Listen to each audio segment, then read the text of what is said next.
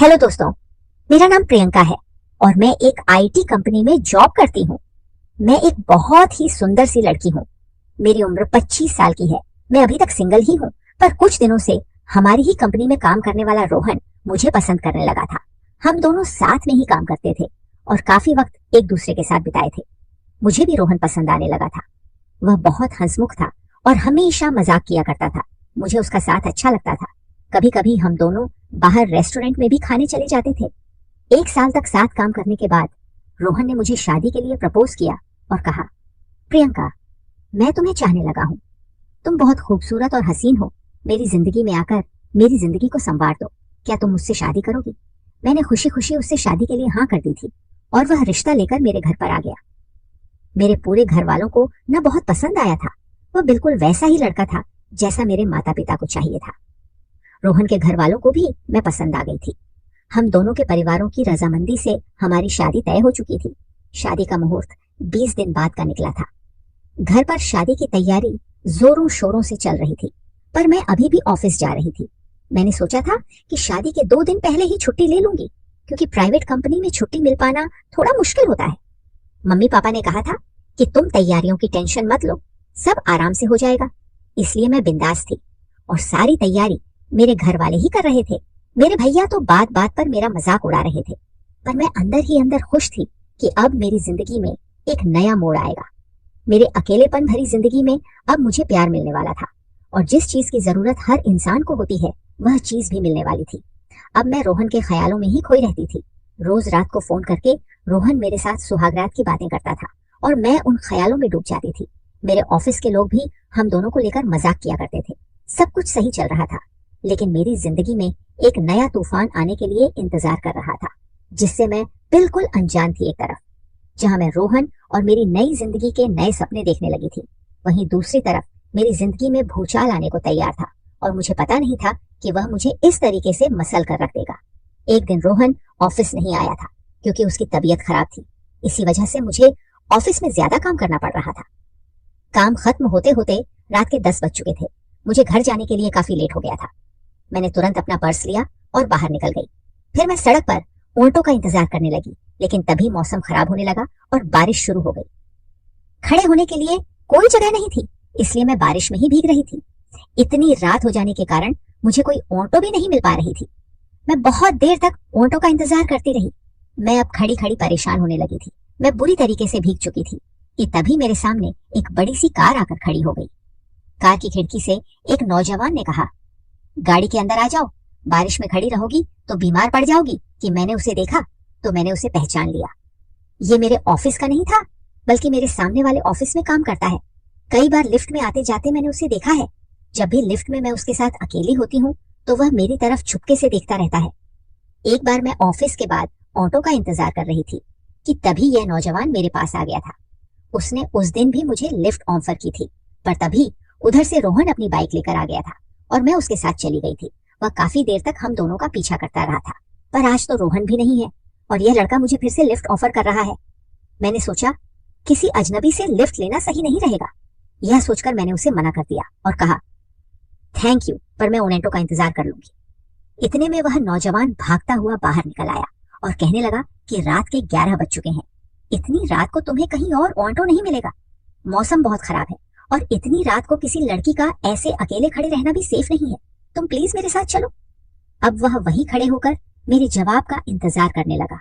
मैंने थोड़ा सोचा समझा और फिर मुझे लगा कि इसकी मदद ले लेनी चाहिए। मैं उसकी गाड़ी में बैठ गई। उसने कहा, तुम तो बुरी तरीके से भीग चुकी हो, मेरा घर सामने ही है, चलो पहले अपने कपड़े बदल लो, फिर मैं तुम्हें घर ड्रॉप कर दूंगा। मैं ठंड से कांपने लगी थी। वह मुझे अपने घर लेकर चला आया और तुरंत ही उसने मुझे एक टॉवल पकड़ा दिया। उसके बाद वह मुझे अपने कमरे में लेकर आ गया और अपना एक शर्ट पैंट मुझे दिया और कहा, इसे पहन लो। वह कमरे से बाहर चला गया था। मैं अपने जिस्म को पोंछ रही थी कि तभी मुझे सामने पड़ा हेयर ड्रायर नजर आया। मैंने सोचा पहले अपने गीले बाल सुखा लेती हूँ, क्योंकि अगर मेरा सिर गीला रहता है तो मुझे सिर दर्द होने लगता है। मैंने धीरे धीरे अपने बाल सुखाना शुरू किया और बाल सुखाते सुखाते थोड़ा ज्यादा टाइम लग गया। फिर मैं अपने सारे गीले कपड़े उतारकर अपने शरीर को पोंछने लगी कि तभी वह लड़का कमरे के अंदर आ गया। उस वक्त मैंने कुछ भी नहीं पहना हुआ था। मैं सर से लेकर पांव तक नंगी थी और उसने मुझे इस हाल में देख लिया था। एक पल तो वह मुझे देखता ही रह गया, लेकिन अगले ही पल सॉरी करके दरवाजा बंद कर दिया। मेरी हालत तो बहुत खराब हो चुकी थी। एक नौजवान लड़के ने मुझे इस हाल में देख लिया था। मैंने तुरंत शर्ट पहन लिया, लेकिन उसका पैंट मुझे नहीं आ रहा था, तो मैंने टॉवल लपेट लिया। उसके बाद जब मैं बाहर निकली तो उसने कहा, मुझे माफ करना, पर मैं तो दरवाजा खटखटा के आया था। तुमने जवाब क्यों नहीं दिया? तब मुझे ध्यान आया कि उसने दरवाजा तो खटखटाया था, पर मैं इतनी डिस्टर्ब थी कि कुछ कह ही नहीं पाई। मैंने कहा, जो भी हुआ वह मेरी ही गलती थी, मेरा ही ध्यान कहीं और था। मैंने कहा, तुम्हारी पैंट मुझे नहीं आ रही है। उसने कहा, फिक्र मत करो, तुम्हारे कपड़े मैंने वॉशिंग मशीन में डाल दिए हैं, इसमें पूरी तरीके से कपड़ा सूख जाता है। आधा घंटा लगेगा, उसके बाद अपने कपड़े पहनकर तुम आराम से घर जा सकती हो। उसने मेरे कपड़े सूखने को डाल दिए, फिर कहा, चलो कुछ खाना बनाता हूँ, तुम भी खा लेना। हम दोनों किचन में चले गए और वह ऑमलेट और चाय बनाने लगा। खाना तैयार करके हम दोनों खाने लगे थे, पर मैंने ध्यान दिया कि वह लड़का मेरी तरफ देखे जा रहा था।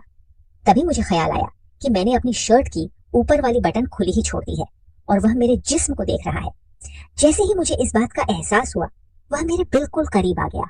वह मेरी शर्ट के बटन को लगाने लगा था। तभी मेरी सांसें बहुत तेज हो गई और उसकी सांसें भी बहुत तेज चलने लगी थी। यह लड़का कितना हैंडसम है, मैं उसकी शक्ल ही देखती जा रही थी। उसने कहा, मैं तुम्हें एक पजामा दे देता हूँ, तुम इसे पहन लो। इतना कहकर वह मेरे लिए एक पजामा लेकर आ गया। मैं पजामा चेंज करने के लिए कमरे में आ गई थी, पर मैं फिर से न जाने किन ख्यालों में थी कि मैं दरवाजा बंद करना ही भूल गई और वहीं पर चेंज करने लगी। मैंने टॉवल हटा दी और मैंने नीचे कुछ भी नहीं पहना था। वह वहीं पर खड़ा होकर मुझे देख रहा था। मैं पजामा पहनने से पहले ही वह मेरे पास आ गया और मुझे अपनी बाहों में भरकर मेरे होठों को चूमने लगा। मैं बहकने लगी। उसने मुझे बिस्तर पर लिटा दिया। हम दोनों की ही सांसें तेज चलने लगी थी। वह मुझे बेताश चूमने लगा था और मैं उसके प्यार में ढलती जा रही थी। न जाने कैसा खुमार छाया कि मुझे किसी भी चीज का होश नहीं रहा। वह मुझे चूमते हुए मेरे शर्ट के बटन खोलने लगा। किसी लड़के ने मुझे पहली बार किस किया था। रोहन ने भी मुझे आज तक किस नहीं किया था, बस मेरा हाथ पकड़ा था। रोहन का ख्याल आते ही मुझे याद आ गया कि मेरी शादी होने वाली है, पर अब मैं इस रोमांचक सफर के उस मोड़ पर पहुंच चुकी थी कि चाकर भी अपने आप को रोक न पाई। उसने धीरे धीरे मेरे शर्ट की सारी बटनें खोल दी। मैं उसके प्यार की गहराई में डूब गई। आधे घंटे तक हम सुध बुध खोकर मोहब्बत करते रहे, लेकिन तभी अचानक मुझे लगा कि यह मैं क्या कर रही हूँ। ये सोचते ही मेरी आंखों से आंसू निकल आए। मैंने कहा, ये क्या कर रहे हो? मैं तो तुम्हें जानती तक नहीं हूँ। उसने कहा, मैं आकाश हूँ, आकाश सिंघानिया। यह नाम सुनते ही मैं चौंक उठी, क्योंकि मेरे बगल वाले ऑफिस का सीईओ आकाश सिंघानिया है। यानी कि यह एक काफी रईस लड़का है और ये कहीं मुझे जानता तो नहीं, क्योंकि हर वक्त यह मुझे अपनी बिल्डिंग के आसपास मिल जाता है और मेरे साथ रोज लिफ्ट में एक साथ ही चढ़ता उतरता है। लेकिन मैंने कभी उस पर ध्यान नहीं दिया था। मैंने कहा, रुक जाओ, इससे ज्यादा कुछ नहीं करो। हालांकि मैं खुद को ही रोक नहीं पा रही थी, पर शायद वह मेरी आंखों में आंसू देखकर रुक गया और कमरे से बाहर चला गया। उसने अपनी हद पार नहीं की थी और मेरी इज्जत सही सलामत थी। मैं जल्दी से उठी तो देखा मेरे गीले कपड़े सूख चुके हैं। मैंने जल्दी से अपने कपड़े पहन ली और बाहर आ गई। आकाश मुझसे नजरें नहीं मिला रहा था, पर मैं उससे बात करना चाहती थी। वह मेरी तरफ बिना देखे बोला, चलो प्रियंका, तुम्हें घर ड्रॉप कर देता हूँ। हम दोनों कार में बैठ गए। मैं चाहती थी कि आकाश मुझसे बात करे, जो कुछ भी हमारे बीच में हो चुका है उसके बारे में कुछ तो कहे, पर वह तो मुझसे नजरें तक नहीं मिला पा रहा था। मेरे घर के पास आकर वह रुक गया और बोला, चाहो तो छाता ले जा सकती हो। मैं उसकी तरफ देखने लगी थी तो उसने अपना पर्स निला और अपना कार्ड मुझे दे दिया। मैं कार्ड को हाथ में लिए उसके कुछ बोलने का इंतजार करने लगी, पर वह खामोश रहा। अचानक ना जाने मुझे क्या हुआ, मैं उसके करीब चली गई और उसके होठों पर किस किया। वह मेरी तरफ प्यार भरी नजरों से देखता रहा। मैं कार से उतर कर अपने घर आ गई थी। अपने बेडरूम में जाकर आधे घंटे तो मैं यही सोचती रही कि आज क्या हो गया। तभी उसका कार्ड मैंने देखा तो उसमें उसका फोन नंबर था। बिना सोचे ही मैंने उसके नंबर को डायल किया। आकाश ने फोन उठाया तो मैंने कहा, मैं प्रियंका बोल रही हूँ। आज जो कुछ भी हुआ उसने मेरी बात को बीच में ही काटते हुए कहा, मैं उसी के बारे में सोच रहा हूँ। अपने बेड में लेटे लेटे उन यादों में खोया हुआ हूँ। वह मेरी जिंदगी का सबसे खूबसूरत लम्हा था। न जाने मेरे दिल को क्या हो गया था। यह कौन सा खिंचाव था कि मैं आकाश की ओर खींचती चली जा रही थी और यही सब सोचते सोचते मैं सो गई थी। अगले दिन जब मैं सुबह उठी तो मोबाइल लेकर आकाश को गुड मॉर्निंग का मैसेज भेजा। आज शनिवार था और हमारी छुट्टी थी, इसका मतलब मैं आज आकाश को नहीं देख पाऊंगी। तुरंत उसका रिप्लाई आया, आज क्या कर रही हो मुझे?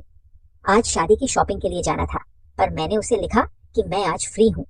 यह मोहब्बत थी या कुछ और, पता नहीं। उसने लिखा, मेरे घर पर लंच पर आ जाओ, 12 बजे तक आ जाओ, मैं लंच तैयार रखूंगा। मैंने घड़ी देखा तो 10 बज चुके थे। मैं जल्दी से तैयार हो गई। अपनी मम्मी पापा से कह दिया कि मैं अकेले शॉपिंग पर जा रही हूँ। आज मुझे रोहन से भी मिलना है, लेकिन उससे पहले मैं आकाश से मिलना चाहती थी। जो कुछ भी हमारे बीच में हुआ था, उससे मेरी जिंदगी में भूचाल आ चुका था। मैं खींचती हुई उसके घर 12 बजे तक पहुंच गई। मुझे देखकर वह मुस्कुराया और घर के अंदर बुला लिया और बोला, खाना तैयार है, पहले खा लेते हैं, फिर बातें करेंगे। खाना खाने के बाद मैंने कहा, देखो आकाश, कल जो कुछ भी हुआ वह ना जाने कैसे हो गया।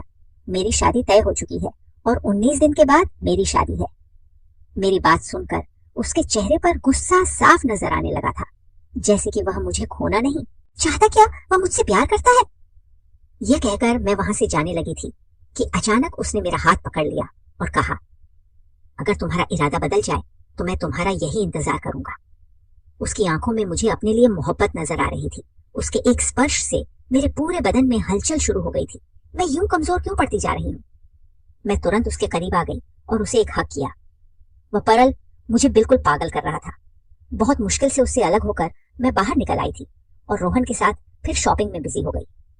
रात को मैं जब जब घर आई तो रोहन का फोन आया, पर ना जाने क्यों अब उससे बात करने का मन बिल्कुल नहीं कर रहा था।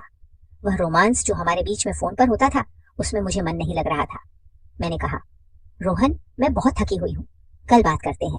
और इतना कहकर मैंने फोन रख दिया और फिर ना चाहते हुए भी मैंने आकाश को कॉल किया। आकाश ने फोन उठाते ही पूछा, आज क्या किया सारा दिन? मैंने कहा, मैं रोहन के साथ शादी की शॉपिंग में बिजी थी। तुमने क्या किया? उसने कहा, बस तुम्हारे ख्यालों में खोया हुआ था। वह ख्याल दिल से निकलते ही नहीं। अगर कल फ्री हो तो प्लीज लंच पर आ जाना। मैंने कहा, मैं नहीं आऊंगी, तुम्हें पता है मेरी शादी होने वाली है। कहकर मैंने फोन रख दिया। पर ना जाने वह कौन सी शक्ति थी कि अगले दिन 12 बजे फिर से मैं उसके घर पर पहुंच गई थी। आकाश मुझे देखकर मुस्कुराने लगा और फिर मुझे अंदर बुला लिया। खाना खाने के बाद हम दोनों सोफे पर बैठे हुए थे। अचानक वह मुझ पर टूट पड़ा और मुझसे प्यार करने लगा, मुझे चूमने लगा और बोला, तुम तो कह रही थी कि मैं नहीं आऊंगी, तो फिर कैसे आ गई? क्या तुम भी वही महसूस करती हो जो मैं करता हूँ? तो फिर यह दूरी क्यों? आओ, इस दूरी को मिटा देते हैं। उसकी बातों में मैं मदहोश होने लगी थी। मैं उसके प्यार को महसूस करने लगी थी। उस पल में मैं इस कदर डूब चुकी थी कि उसने मुझे पूरे तरीके से अपना बना लिया। जब मुझे होश आया तो बहुत देर हो चुकी थी। 18 दिन के अंदर मेरी रोहन के साथ शादी है, पर मैं पूरे तरीके से आकाश की हो चुकी हूँ। आकाश ने कहा, अब तुम मेरी हो, मैं तुम्हारा साथ नहीं छोड़ सकता, चलो मेरे साथ। वह मुझे अपने साथ अपनी कार में मेरे घर लेकर गया और सीधे मेरे घर के अंदर घुस गया। फिर मेरे मम्मी पापा को बुलाने लगा। मेरे मम्मी पापा आए तो बड़ी ही अजीब निगाहों से उसे देखने लगे थे। आकाश ने अपना परिचय दिया, फिर कहा, आपकी बेटी और मैं एक हो चुके हैं, अब अलग नहीं हो सकते। उसकी इस बात से मेरा चेहरा बिल्कुल शर्म से लाल हो गया। उसने मेरी मम्मी पापा को यह बात कैसे कह दी? मेरे मम्मी पापा बड़ी बड़ी आंखें बनाकर मेरी ओर देखने लगे थे। पापा बोले, पर बेटी, कुछ दिनों के बाद तो रोहन के साथ तुम्हारी शादी होने जा रही है। लेकिन तभी आकाश ने अपनी जेब से कुछ डिब्बी निकाली। जब उसने डिब्बी खोली तो उसके अंदर दूध था। उसने वहीं खड़े खड़े मेरी मांग भर दी और कहा, अब से प्रियंका मेरी पत्नी है।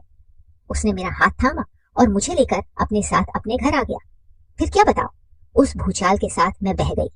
रोहन का दिल टूट चुका था क्योंकि हमारी शादी टूट गई थी। मेरे मम्मी पापा को तो मानो विश्वास ही नहीं हो रहा था कि यह हुआ क्या, और ना ही मैं कुछ समझ पाई थी कि किस कदर मैं एक अनजान लड़के के इतने करीब आ गई थी कि अपनी खुद की शादी तोड़कर उसके साथ घर बसा लिया था। पर शायद यही मोहब्बत है। कई बार मोहब्बत में हम अपना होशो हवास गवा बैठते हैं, और यही हुआ था मेरे साथ।